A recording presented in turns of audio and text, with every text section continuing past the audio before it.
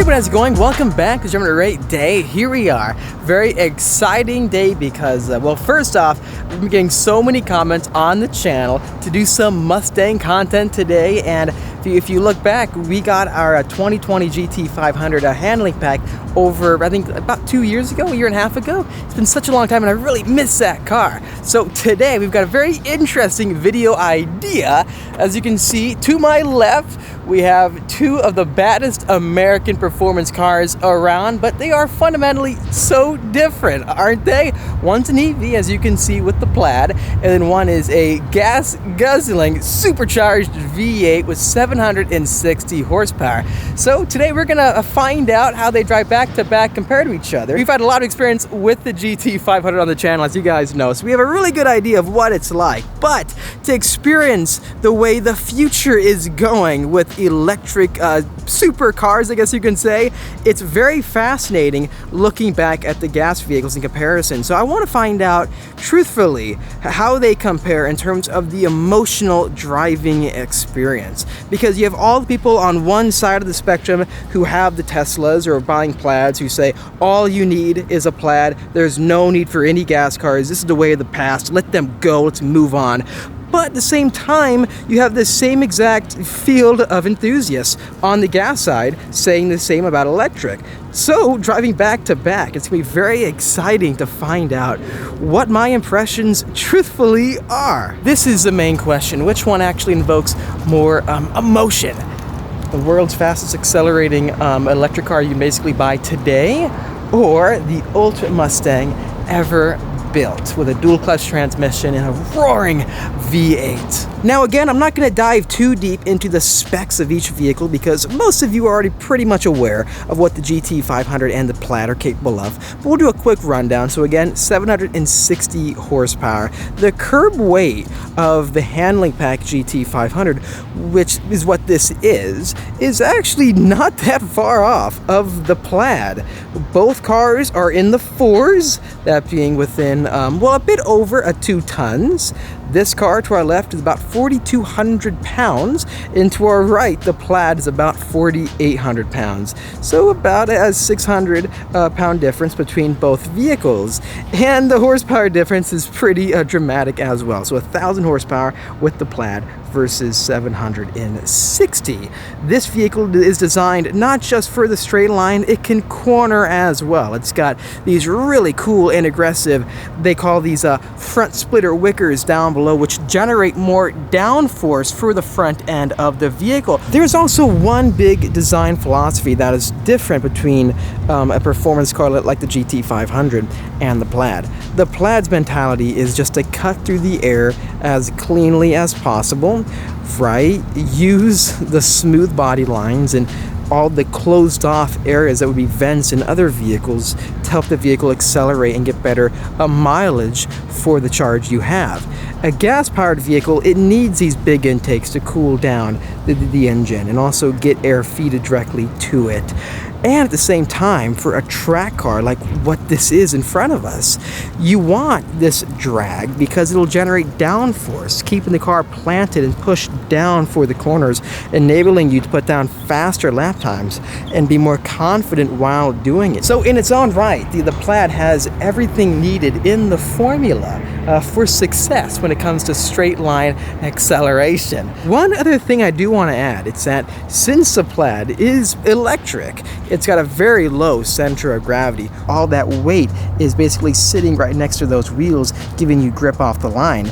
This is all-wheel drive, so the acceleration and traction off the dig is light years better and faster than the GT500, so you know what'll happen there. You can get away with such skinny tires. Look at this, 255 45 by 19, and then all the way back you have 285 40 by 19s. The 500 is designed for all ends of the spectrum. So you have massive 305 tires up front, which will hurt acceleration because it's more rolling resistance, because it's more a contact patch to be pushed. However, it'll make for great front end grip to take corners hard. And you got massive 16.5-inch rotors and 6-piston calipers. Coming to the right, you have 3 2015's Outback, so much wider tires. So yes, the cornering grip is much better. Let's go ahead and hop inside and see what they're like back to back. Okay, here we go, hopping inside the Tesla Model S Plaid. We're here with the owner today, that being Kyle. How you doing, man? Doing well. Nice Love to meet the you. car. Love Thank the you. car. Looks great.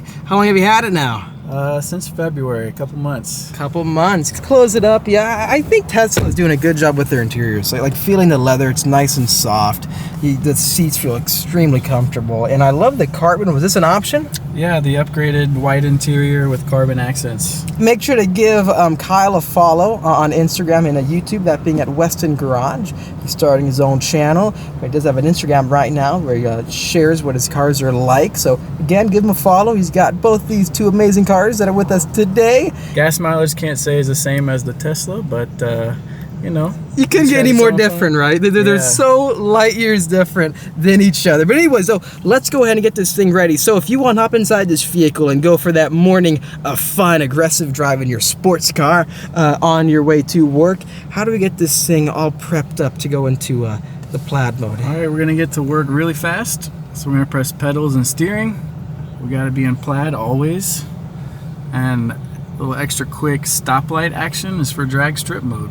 Oh, and by the way, you guys seeing the pink and purple right now, that's because the lens is a bit polarized, and I guess so is the screen. So ignore that. It looks pretty much white from that angle right there. It's kind of similar to a gas car where you gotta make the engine at least get warm.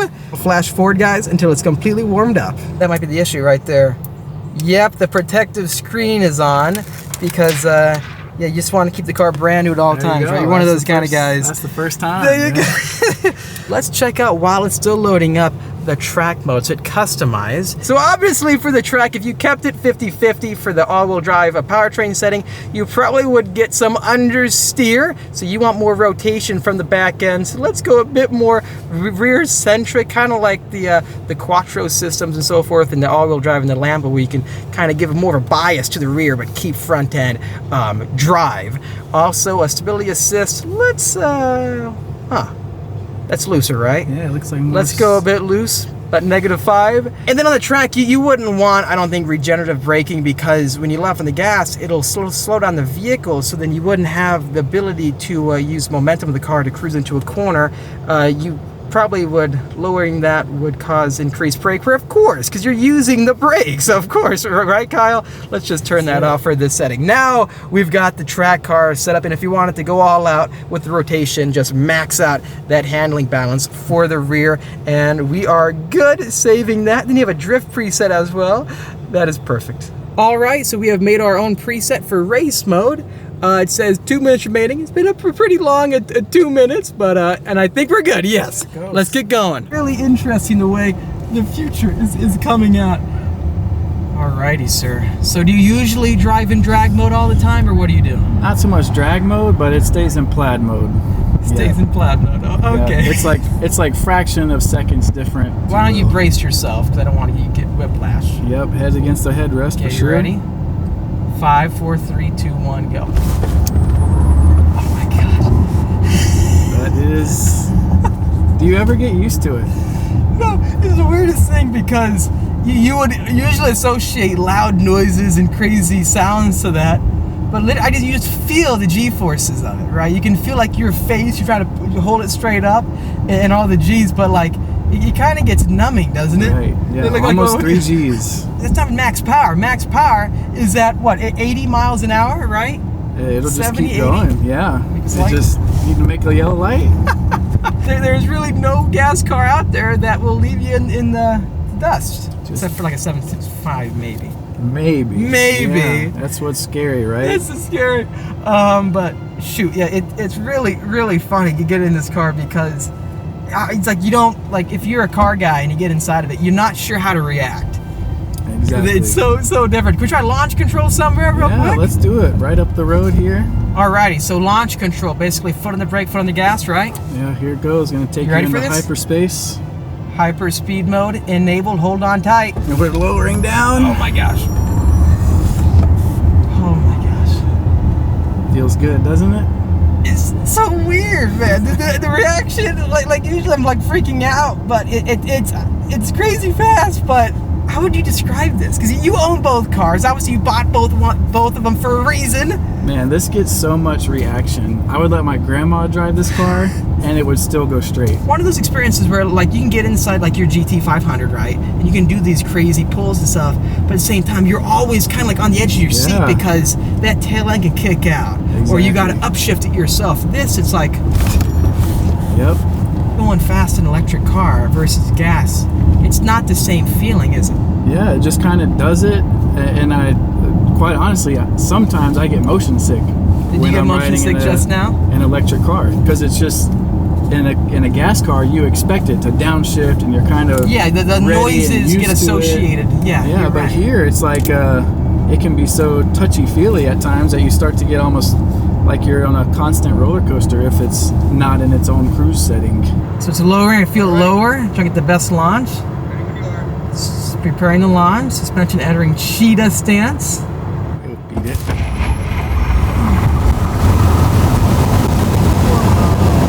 Even when the ground condition wasn't the best. We left on gravel basically. And it just hooks up and goes. Literally, it's all the problems that you would have with traction with a rear-wheel drive vehicle, or I don't even know. It's not there. It's so easy to drive. Anyone can hop inside of it, which you wouldn't think for the world's fastest production car, right? It's just absolutely insane. How fast will we catch up? Pretty quick, right? I'd say so. Oh my gosh. That's one thing. Oh, he gunned it, didn't he? Yeah, he did. That's one thing I've noticed with this vehicle that I have to say. Like if I gun it right now, again, like the acceleration's amazing. Getting on the brakes, it's not very responsive with the brakes. Have you noticed that? It's a little scary. It's not planted. You've got the fastest accelerating car, but when you hit the brake, you can feel the stability really start to worry you. Like I don't know if I would take it on the track. So many videos I've seen it sliding off the track. He's rolling down his window. Yeah, do I roll it down? You roll it down. Go ahead.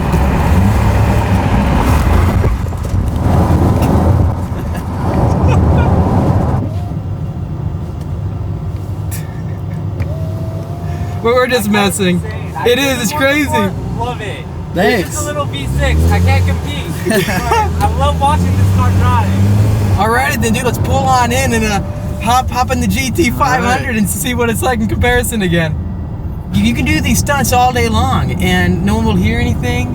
Not a single. You're not upsetting anybody.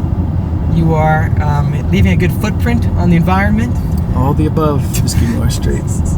And then when you're all done, it's just gonna have the fans running to keep it cool. And here we go, hopping inside of the Shelby GT500. It's bringing back so many amazing memories. Oh, this car is so much fun. I love all the suede everywhere. Let's roll on the windows because the tint you have is really dark.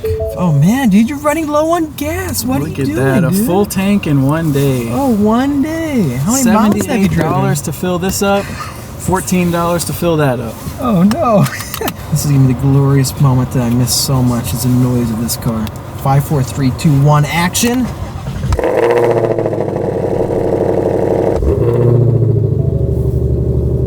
That doesn't get old. So even when you're stationary, the car is fun, right? Oh. Especially in track mode. Gauge changes up. Exhaust valves are open.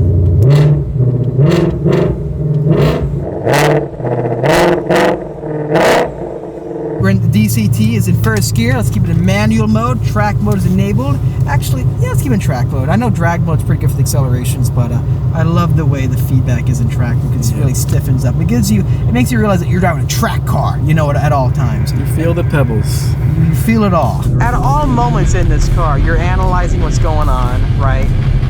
You're modulating that gas pedal, because if you give too much, that tail light can kick out, and it takes driver skill to know what you're doing to catch it, right? Well, one fun thing that you can do whatever you want in the GT500, which I love, pull up next to any exotic car, or basically anyone at a car meet, and then while you're rolling, pull both paddle shifters.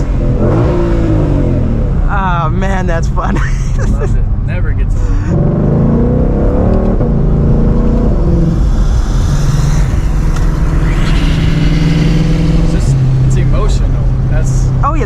every moment. You know you're driving something special. You see the Cobra logo. You can hear the way it just revs when you downshift. And then when you upshift at just the right RPM, you get that pop and bang. It's really addicting. 3,000, shift it right at 3 and you get the little crackles. Every single time. So it's like, and when you're sitting down here, you can look through all your gauges of what's going on, like the oil temp. You could even see like your G-force gauge right there. Oh, 1.86.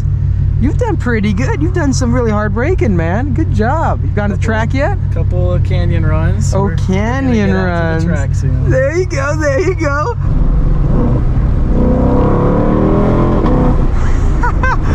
Oh gosh, this car is so loud. You know, I got kicked off Laguna Seca Raceway in it. Really? They kicked me off the racetrack. It's too loud for the racetrack. That's how fun it is. Oh my gosh, listen to that noise. It's a symphony. You're getting a beautiful soundtrack to go along with the crazy acceleration. You ready?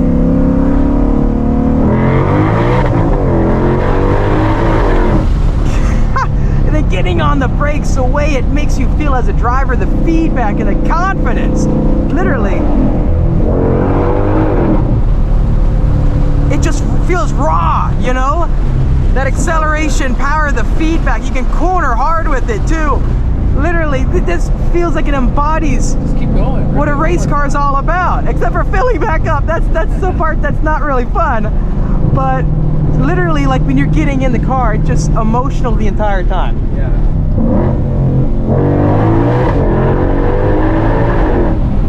Woo!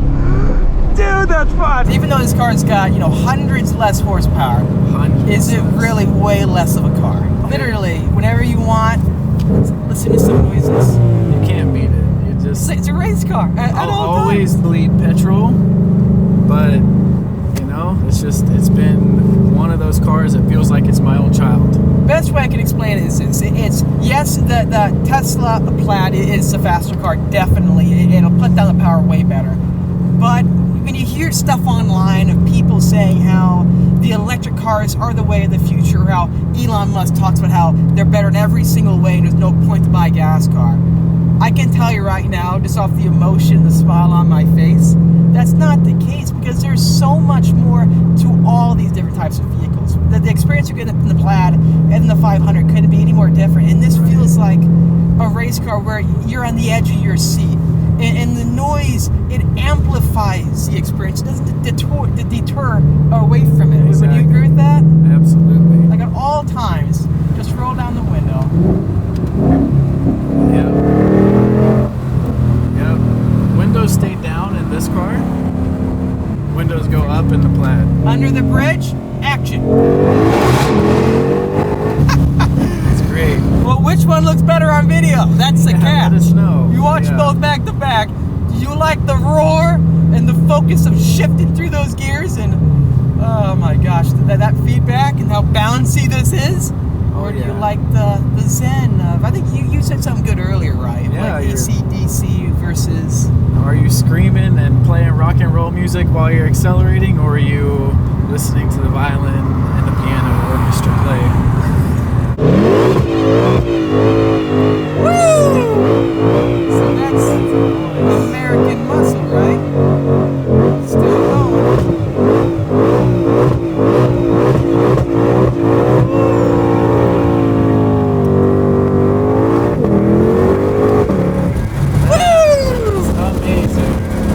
They're going away. The gas cars are going away, and I am definitely going to miss them. V8s.